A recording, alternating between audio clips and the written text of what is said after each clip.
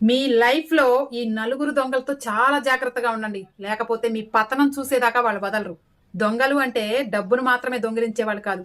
మన లైఫ్‌ని, మన హ్యాపీనెస్‌ని, మన గోల్స్‌ని, మన రిలేటివ్స్‌ని అన్నిటిని కూడా దొంగిలించేవాళ్ళు. నంబర్ 1 రకం ఏంటో తెలుసా?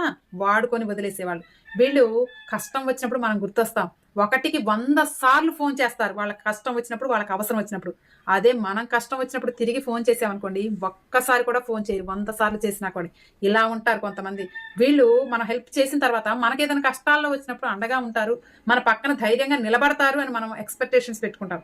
కానీ అక్కడ అలా జరగదు. తీసుకోవటమే కానీ తిరిగి ఇవ్వటాలుండవు అక్కడ. దానివల్ల మీ మనశ్శాంతిని కోల్పోతారు. ఇలా మీ హ్యాపీనెస్‌ని, మనశ్శాంతిని దొంగతనం చేసేటటువంటి ఇటువంటి దొంగలతో జాగ్రత్తగా ఉండండి. ఇక నంబర్ 2 అసూయ, ఈర్ష్య, జెలసీ ఉన్న వాళ్ళకి కూడా చాలా జాగ్రత్తగా ఉండండి. వీళ్ళేం చేస్తారంటే అసలు వీళ్ళు మీ మీద జెలసీ ఎందుకు పుడుతుందో తెలుసా? వాళ్ళకంటే మీరు నీతిగా, నిజాయితీగా ఎదుగుదలలో ఉన్నప్పుడు. మీ ఎదుగుదల చూస్తే వాళ్ళకి పగ పగ